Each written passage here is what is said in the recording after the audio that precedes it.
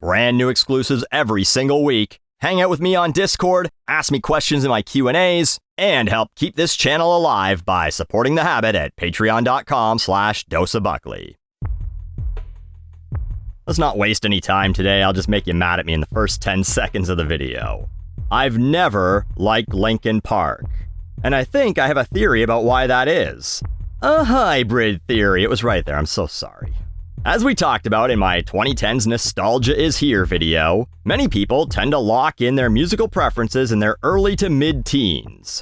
When I was 14, 15, I discovered Pantera, Sepultura, 9 Inch Nails released The Downward Spiral when I was 13, White Zombie put out Astro Creep 2000 when I was 14. You don't hear Supercharger Heaven that soon after your balls start growing hair and not have your entire life changed. And so, by the time the 2000s hit, there was no way I was going to take NuMetal seriously. Some guy whining about how sad he is while another guy interrupts him to yell, "Caught in the undertow, just caught in the undertow." Sorry, but the kid who grew up listening to Phil Anselmo scream about fake friends while Dimebag Darrell put on a guitar masterclass every single track was never going to enjoy that. So, when Linkin Park, what's left of it, announced that they were going to announce something, you'll forgive me for being about as excited as if someone announced they were giving away free vasectomies with no anesthesia in the parking lot. But that's what they did. They put up a 100-hour countdown clock on their website. When it hit 0, the clock started counting up. Absolutely pointless, but then I guess at some point the clock glitched, giving a hint that on September 5th, they were doing something. The whole thing is a fucking movie trailer for the movie trailer. Like, whatever, you got people talking. Oh, what's the countdown clock going to mean? Oh shit, it hit 0, and then it started counting up. Every idiot music writer is going to write an article about that. You're Linkin Park, one of the biggest bands of the 2000s that people don't make fun of all the time. Looking at you, Nickelback and Creed. You don't need to do all this bullshit with clocks. Just post a fucking announcement on Instagram and people will talk. So, the rumors of course start flying around that they're going to tour again with a new lead singer. As you know, Chester Bennington took his own life in 2017. But what you may not know is that before that, Linkin Park hadn't officially done a show in the US since 2014. It's been 10 years. Yeah, 2014 was 10 years ago. So, that would be a big deal. At the same time, Derek Whibley, former husband of Avril Lavigne and the lead singer for the Canadian pop-punk band Sum 41, had been teasing an announcement. So people thought, oh, it's him! He's got a whiny voice! That must be it! He's gonna tour with Linkin Park! Which basically forced him to be like, what? Oh no, I was just gonna tell everyone that I'm gonna give away signed book jackets for my new autobiography during Sum 41's upcoming farewell tour. I'm not gonna be the new lead singer of Linkin Park.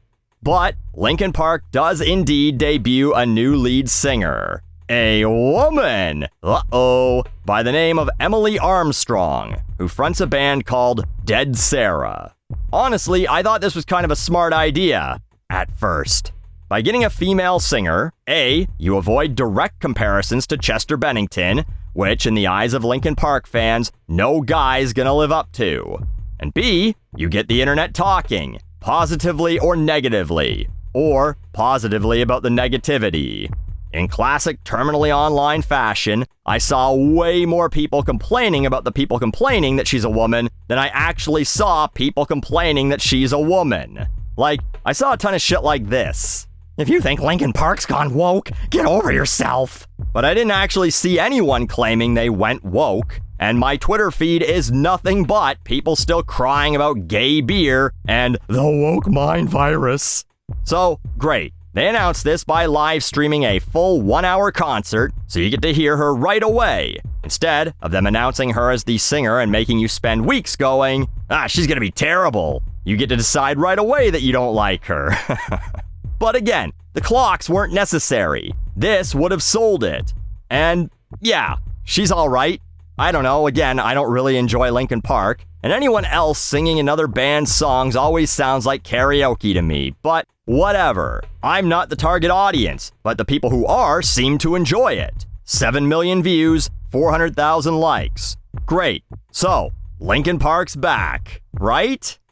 Well, within hours of the announcement, not days, hours, the internet Sherlocks discover she's a Scientologist who once appeared at Danny Masterson's rape trial in support of him, on the day that his lawyers tried to get the entire case thrown out. Yeah. So these images circulate. Emily with Mars Volta singer Cedric Bixler Zavala at the Church of Scientology 44th Anniversary Gala in 2013, and a press release from the Church of Scientology calling her a prominent member. Here's where it gets fucked up. Cedric left the church a few years later when his wife came out and said she was one of Danny Masterson's victims. So Emily is standing beside the man whose wife was raped by the man she'd go support at a trial a few years later. A site called The Underground Bunker, which exclusively seems to try and uncover what's going on with Scientologists, confirms that in 2020, she appeared as part of Danny's entourage, but had to wait outside due to social distancing. Remember that whole thing? Cedric's wife, Chrissy, posts this lengthy rant accusing Emily of being part of a child and human trafficking cult that covers up the abuses and rapes of children and adults, says her parents are members of the Office of Special Affairs within the church, and that they've ordered attacks on her and her family, and says they've had her dogs murdered, and ends the message by saying, "Shame on Linkin Park." In contrast, Chester had spoken about being a sexual assault victim as a kid, and there were conspiracy theories that he didn't take his own life, he was working on a human trafficking documentary that got him killed. So, it appears they really went in different directions with this new singer, huh? But Emily releases a statement on her Instagram admitting that, several years ago, 4 by the way, I was asked to support someone I considered a friend at a court appearance and went to one early hearing as an observer. Soon after, I realized I shouldn't have. I always try to see the good in people, rapists included, and I misjudged him. I have never spoken with him since. Unimaginable details emerged and he was later found guilty. To say it as clearly as possible, I do not condone abuse or violence against women, and I empathize with the victims of these crimes. Cue the goose meme though, because who asked you, Emily? Who the fuck asked you? The Church of Scientology, no doubt. And asked is a real nice way to say was told. So at this point, Mike Shinoda's probably wondering what I've done.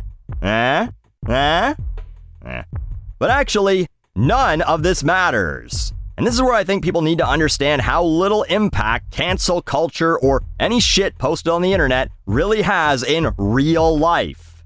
Because in real life, their LA concert that happened on the 11th at the 17,000-seat Kia Forum sold out. When I looked a couple days before, there were something like 10 tickets available direct from Ticketmaster for $180 to $520. Or you could buy a scalper ticket for a whole lot more. And their New York show that's happening 2 days after I released this video at the 19,000-seat Barclays Center, unless this was a glitch, there was literally one ticket available when I looked. It was $200 to basically sit in the second bowl. I don't know who's fucking crazier, Scientologists or the people willing to pay $500 to see half of the original Linkin Park perform a bunch of their old songs.